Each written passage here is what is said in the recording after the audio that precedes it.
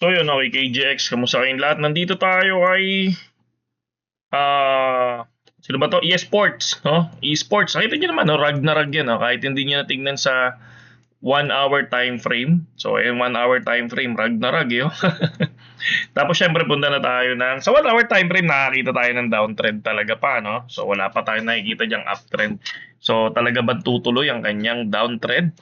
So, ngayon, punta tayo ng 15 minutes time frame. Subukan natin dito mag-TA. So, far ito, kunin natin tong pinakadulo niya, tapos dito sa area na to.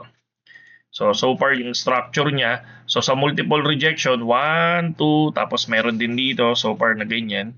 So hindi pa natin tinitreat as a sobrang gandang resistance, no? So ito, sa ilalim naman, may nakikita na tayo dito na possible na pwedeng ma-break. Pag na-break yan, possible, pwedeng pumunta yan ng mas mababa pa, or siguro kapag ito na-break tong area na to, siguro kayang-kayang puntahan si 49. 0.049 or 0.050. So maganda na yun ha. Pag lumipad ng ganun yan, maganda na yan, no?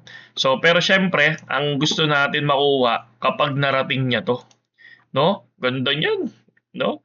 So yun. So syempre, ingat lang tayo. Syempre dapat may cut loss lang tayo lagi. Okay? So send ko to sa Telegram and then post ko sa Facebook page natin. Okay? Saludo sa inyong lahat.